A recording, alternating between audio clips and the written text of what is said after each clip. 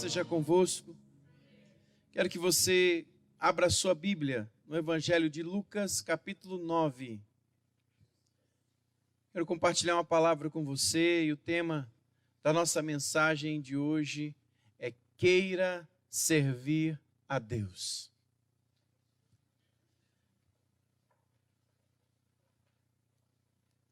Lucas, capítulo 9, versículo 23. Diz o seguinte: Jesus dizia a todos: se alguém quer vir após mim, negue a si mesmo dia a dia, tome a sua cruz e siga-me. Pois quem quiser salvar a sua vida a perderá, e quem perder a vida por minha causa, esse a salvará. De que adianta uma pessoa ganhar o mundo inteiro se vier a perder-se ou causar dano a si mesma?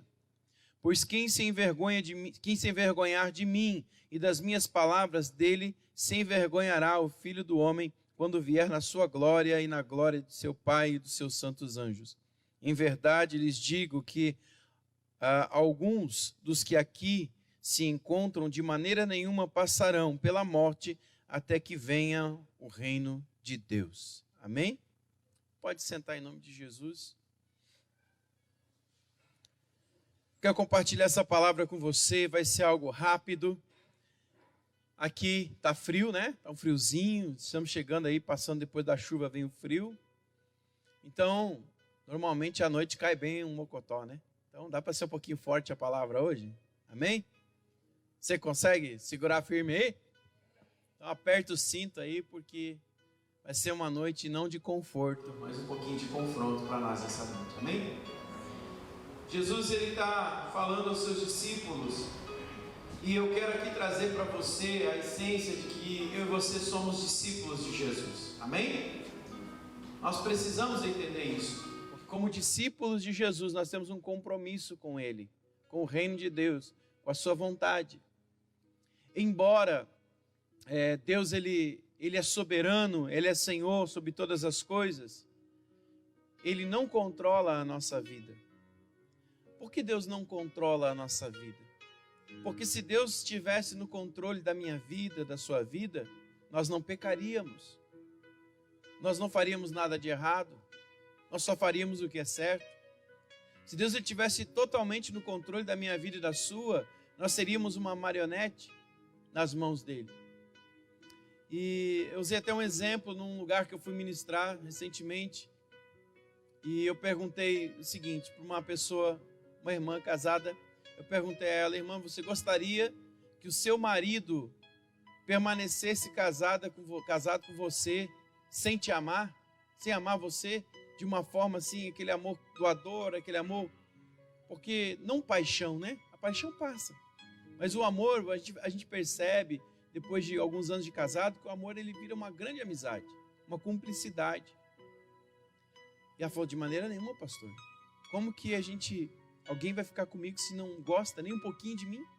Não tem nem um pouquinho de apreço por mim?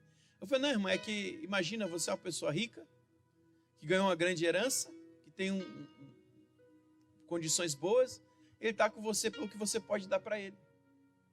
Não, de maneira nenhuma. Eu falei: pois é, assim muitas vezes é a gente com Deus. Deus não quer que você ame a Ele pelo que Ele pode te dar. Ele quer que você ame a Ele por quem Ele é. E principalmente, que você queira amá-lo. Que você queira ter um relacionamento com Ele. Porque é triste você estar num relacionamento que você não ama. Não tem um contato, sabe? E eu falo amor aqui, é aquela pessoa que ela suporta o Senhor. O melhor lugar para a gente se esconder de Deus é dentro da igreja. Por isso que Jesus fala aqui: aquele que quiser vir após mim, que quer ser meu discípulo, quer ser meu seguidor, porque o comportamento de um rabino é que ele vai na frente e os discípulos vão atrás. Jesus o tempo todo ele era o cabeça, ele conduzia. Os discípulos caminhavam com ele. Se a gente quiser caminhar com ele, ir após ele, seguir os passos dele, nós temos que negar a nós mesmos dia a dia. E negar a nós mesmos não é fácil, irmãos. A gente é cheio de dodói. A gente é cheio de mania. A gente é cheio de justiça própria. A gente se acha, às vezes, prejudicado de tantas formas, né? E a gente quer usar da nossa justiça própria para justificar as nossas atitudes. Só que, se você negar a si mesmo todos os dias e seguir a Cristo, tomar a sua cruz, é você entender que você não precisa sofrer, não é um sofrimento. Você está entendendo? Deus não quer que você sofra, porque Ele já sofreu por mim e por você. Ele já não quer que você pague um preço, porque Ele já pagou o preço por mim e por você. Pastor, então eu não estou entendendo. Jesus disse que o nosso é para nós largar o nosso jugo e pegar o fardo dele, que é suave, que é leve. Ou seja, não é pesado carregar, é leve carregar. Então por que nós temos que carregar uma cruz leve? Para a gente lembrar todos os dias a quem a gente está seguindo. A gente lembrar todos os dias que nós precisamos andar com Cristo, amar a Cristo. Não retroceder, pegar a nossa cruz e segui-lo dia a dia. E se a gente quiser viver nessa terra uma vida confortável, aqui de bênção, de prazeres, de tantas coisas, a gente precisa entender que se não é propósito de Deus, não vale a pena viver. Nós precisamos viver debaixo de um propósito, daquilo que Deus nos chamou para viver nesse tempo. Ele nos escolheu. E como eu disse para você, queira servir a Deus. Por isso que o tema dessa mensagem é um pouquinho extenso, queira servir a Deus. Porque não basta nós estarmos aqui e limparmos as cadeiras, o piso da igreja, recebemos os irmãos, tocarmos, cantarmos, fazermos qualquer coisa na igreja, liderar uma célula, ou fazer qualquer coisa, se nós não queremos fazer. Isso não agrada o coração de Deus. Ninguém quer nada forçado. Sabe aquela coisa que alguém faz com uma vontade para você e entrega para você? Não dói no coração da gente? Muitos de nós falam assim, é melhor então nem tivesse feito. Não é assim? Se a gente que é carnal, humano, cheio de defeito, a gente sente quando alguém faz uma coisa de qualquer jeito para nós, isso nos machuca. Você fala, como que alguém pode fazer isso para Deus? Por isso que eu acho que tudo precisa partir de um princípio de nós entendermos quem é Deus. Quem é Ele? Quem Ele é para mim? Quem Ele é para você? Ele não pode ser uma força superior. Ele não pode simplesmente ser alguém que está lá em cima.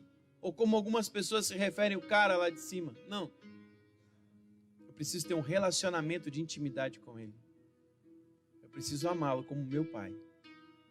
Como alguém que realmente se importa comigo. E eu preciso amá-lo a ponto de querer servi-lo. Eu preciso amá-lo a ponto de querer orar. Eu costumo dizer que às vezes nós somos ateus disfarçados. Porque quando uma pessoa que ela crê em algo, ela ora aquilo que ela crê. Ela busca aquilo que ela crê. E nós às vezes declaramos que cremos em Cristo, mas nem sequer oramos uma vez no dia a Ele. Nem sequer lemos a sua palavra, nem sequer buscamos a sua presença. Nos tornamos ateus religiosos.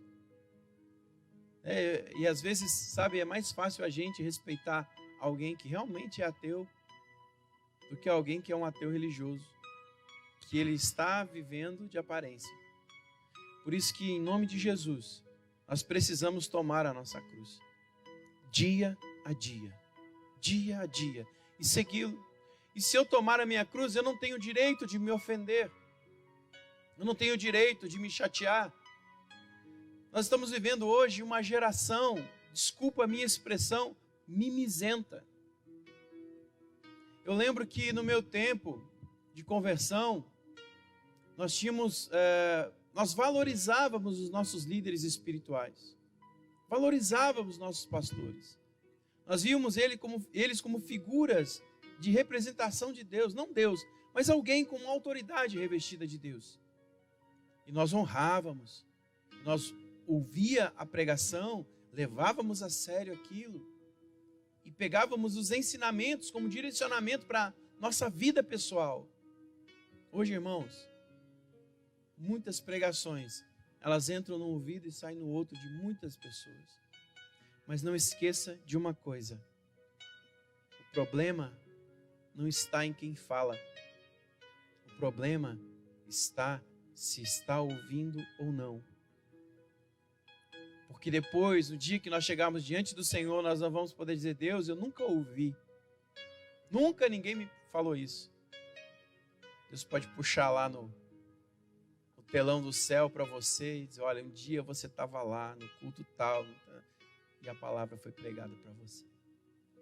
Então nós precisamos entender que precisamos viver dia a dia, pegar nossa cruz, negar nós mesmos. Eu não tenho direito de me ofender. E olha que gosto de falar de pastor, não é verdade? Como gosto de falar de pastor? Pastor é uma pessoa muito bem falada aí fora.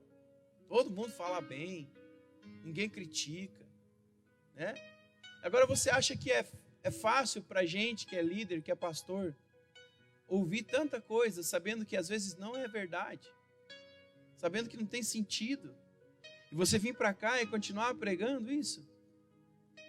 Se a gente não pegar nossa cruz todos os dias e seguir a Jesus, deixa eu te falar, nem por todo o dinheiro no mundo valeria a pena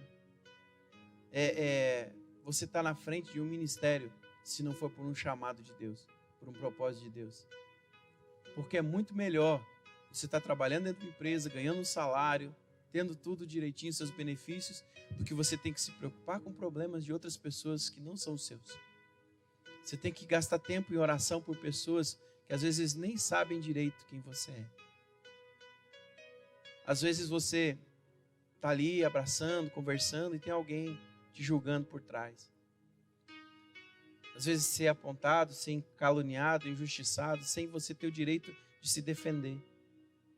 E eu não estou falando isso aqui para você sentir nada no seu coração. Estou falando isso porque realmente, se a gente não tomar a cruz todo dia e dizer: cara, eu preciso morrer, eu não tenho direito algum.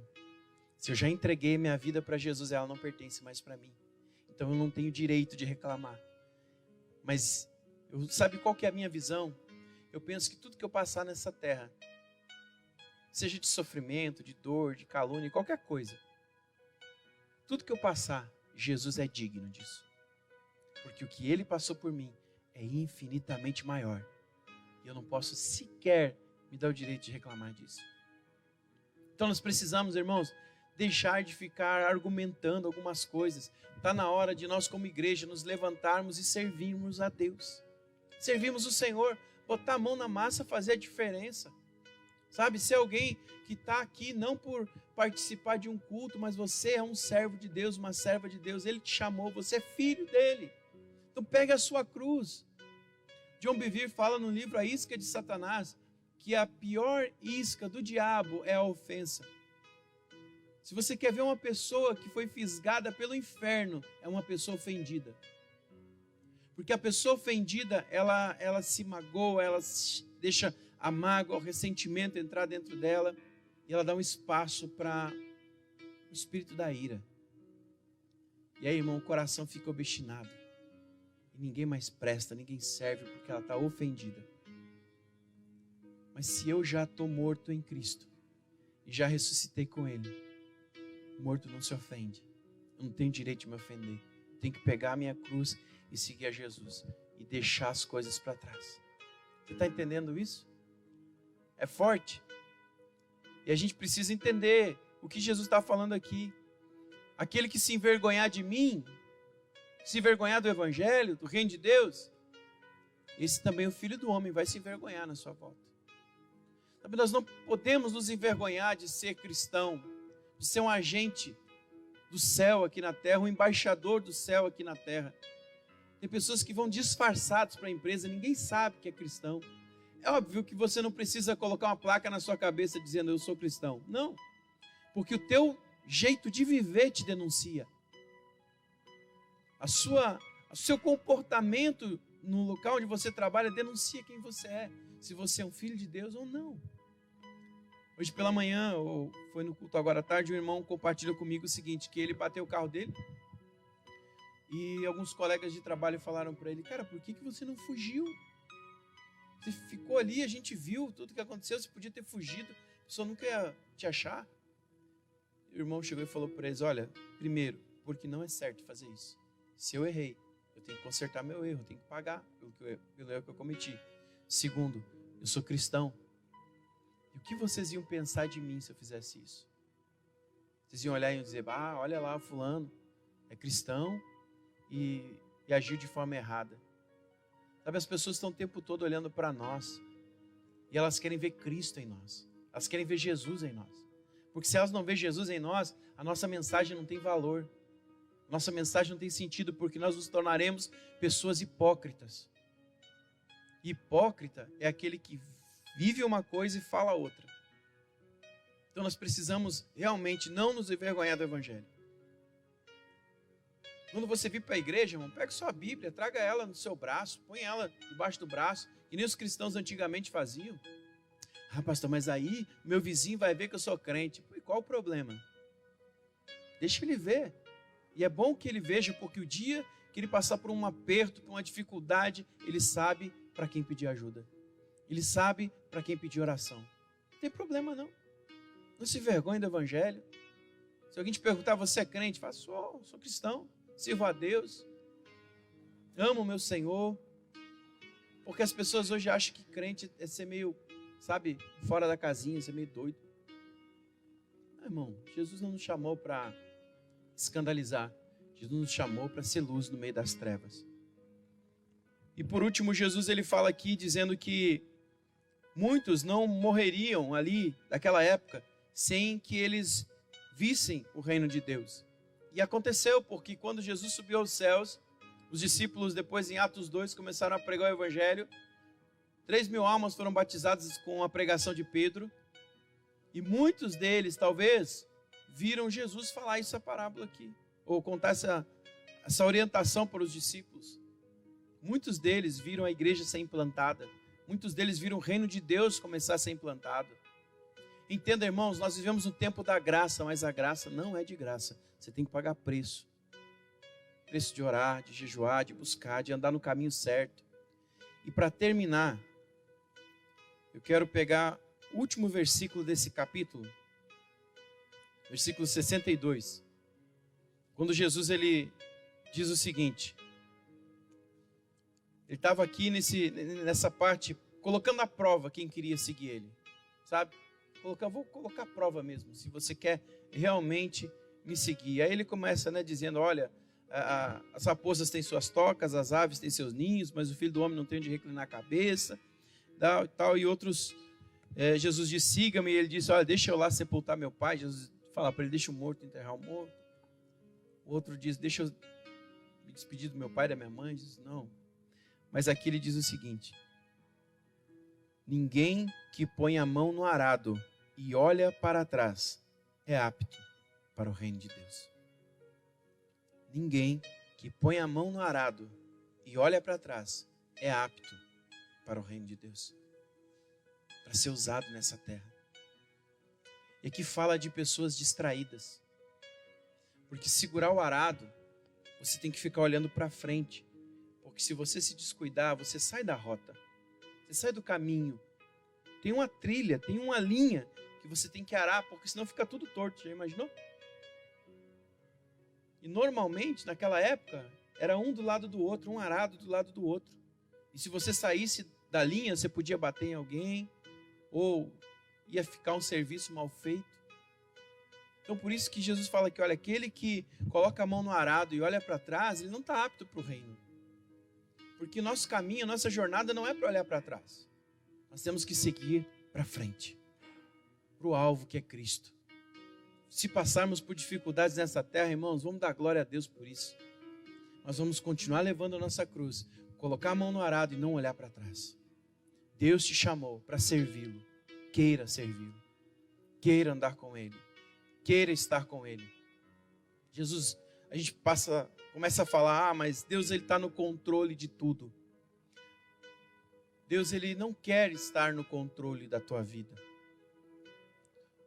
Como eu falei aqui já, se Deus estivesse no controle, a gente não pecava, né? A gente não fazia um monte de coisa. Ele não quer que a gente seja uma marionete dele. Não, Ele quer que você escolha amá-lo. Ele quer que você escolha servi-lo. Até lá no jardim, Deus coloca a árvore lá do conhecimento do bem e do mal. E fala para Adão e Eva, olha, se vocês comerem dessa árvore, vocês vão morrer. Mas pensa na infinidade de árvores, de frutos que eles poderiam provar. Mas sabe aquela coisa assim, aquele ali não pode?